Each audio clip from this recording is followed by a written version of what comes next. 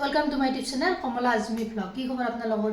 নিশ্চয় ভাল, আমিও ভালে আছোঁ। আপোনালোকৰ আশীৰ্বাদত আজি এটা মাংস ৰেচিপি লৈছোঁ আপোনালোকৰ মাজলৈ। চাওক আজি কেনেকৈ বনাম, কি পদ্ধতিত বনাম আৰু ইয়াত কি কি ইনগ্ৰিডিয়েণ্টছ দিম। আজি আপোনালোকৰ মাজলৈ লৈছোঁ মাংসৰ ৰেচিপি। ইয়াৰ কাৰণে মাংস লৈছোঁ এয়া 500 গ্ৰাম। এনেদৰে কাটি ধুই পৰিষ্কাৰ কৰি লৈছোঁ। মাংস বনাম আজি কেৰাহীতে। এয়া চাওক গাজৰ এনেদৰে ৰুকি লৈছোঁ। এইফালে লৈছোঁ আদা নহৰু পেষ্ট 2 চামুচ। তাৰপিছত পিঁয়াজ লৈছোঁ, পিঁয়াজৰ পাতেৰে সৈতে।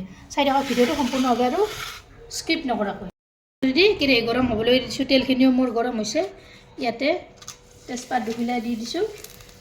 ইয়াতে একেলগে লং ইলাচি আৰু ডালচিনিকেইটাও দি ইয়াতে তেজপাত দিলোঁ আৰু দিছোঁ লং ইলাচি ডালচিনি কেইটা। তাৰপিছত দি দিছোঁ কাটি থোৱা পেষ্টখিনি।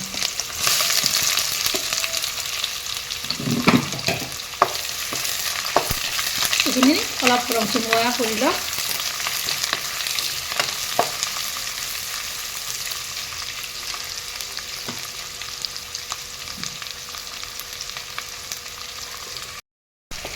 ইয়াত দেখিছেনে পেষ্টখিনি ধুনীয়াকৈ নৰম হৈছে।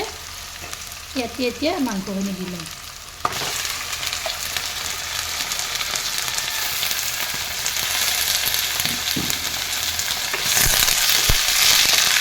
অলপৰ কৰি মাংসখিনি দিয়া লগাই দি দিলোঁ।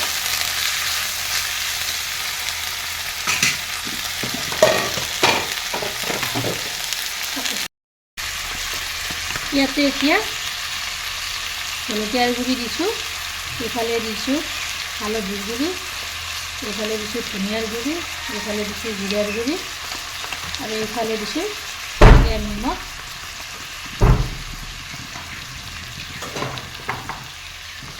এইখিনি তলপৰ কৰি লগাই দিম।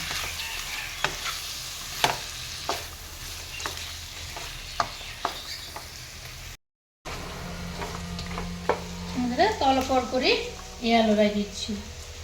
তাৰপিছত ইয়াত দি দিম আদা নহৰু পেষ্টটো। এইখিনিও লগাই দিম ইয়াতে একেলগে।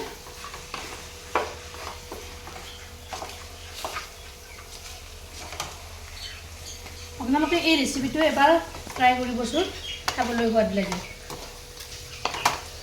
মই এবাৰ বনাই খাইছোঁ, তেতিয়া বাৰু ভিডিঅ' কৰা নহ'ল।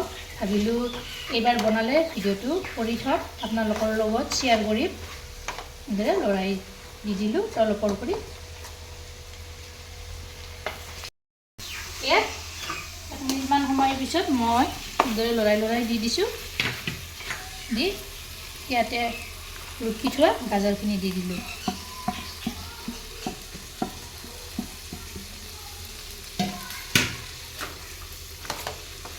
এইখিনিও লৰাই দিম এনেদৰে তলপৰ কৰি।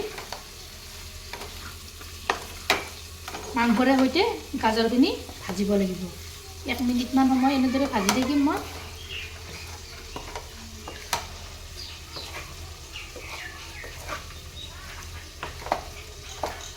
এয়া মই 2 মিনিটমান সময় এনেদৰে ভাজিছোঁ মাংসৰে সৈতে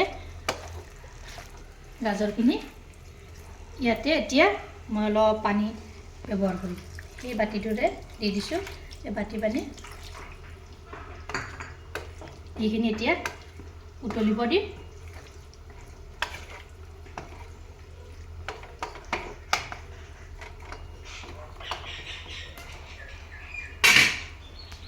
এই 2 মিনিটমান যোৱাৰ পিছত মই ঢাকনিখন গুচাই দিলোঁ।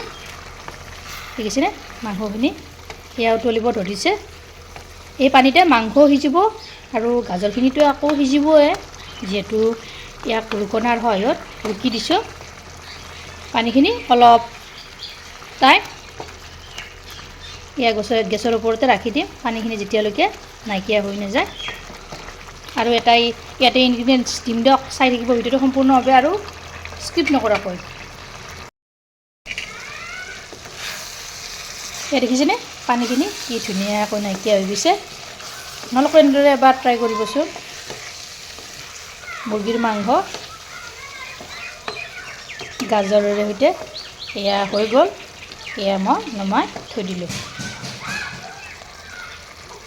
আজি ৰেচিপিটো কেনে পালে আপোনালোকে কমেণ্টত জনাব আৰু যদি মোৰ চেনেলত প্ৰথমবাৰ আহিছে তেনেহ'লে চেনেলটো ছাবস্ক্ৰাইব কৰিব লগতে ফেচবুক পেজতো ফ'ল' কৰিব ধন্যবাদ জয় আই অসম